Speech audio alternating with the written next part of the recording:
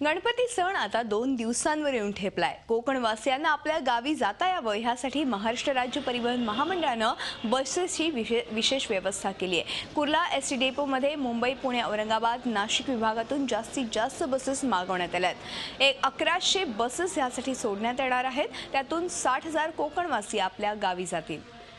या संदर्भात आमचे प्रतिनिधी प्रशांत अंकुशराव यांनी घेतलेला हा आढावा पाहूयात।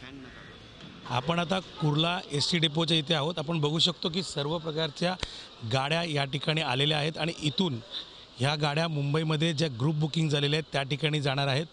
प्रवासी आलेले आहेत। आपल्याबरोबर इकडचे एसटी महामंडळाचे पवार साहेब आहेत। आपण त्यांना विचारूया की आगार व्यवस्थापक आहेत।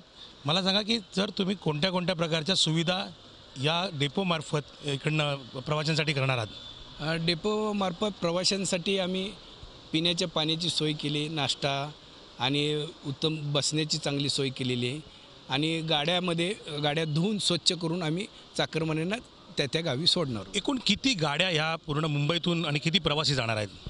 एकूण टोटल आज 750 गाड्या जाणार आहेत। जवळजवळ 35 ते 40,000 प्रवासी जाणार आहेत कोकणवासियांना।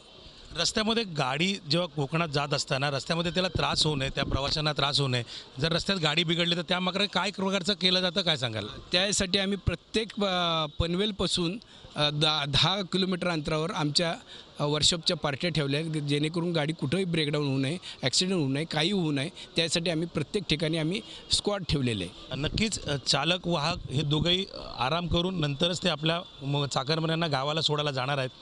तसंच जे प्रवासी मुंबईहून कोकणात निघालेत त्यांना सर्व प्रकारची सुखसुविधा या एसटी महामंडळाकडनं होणार आहे।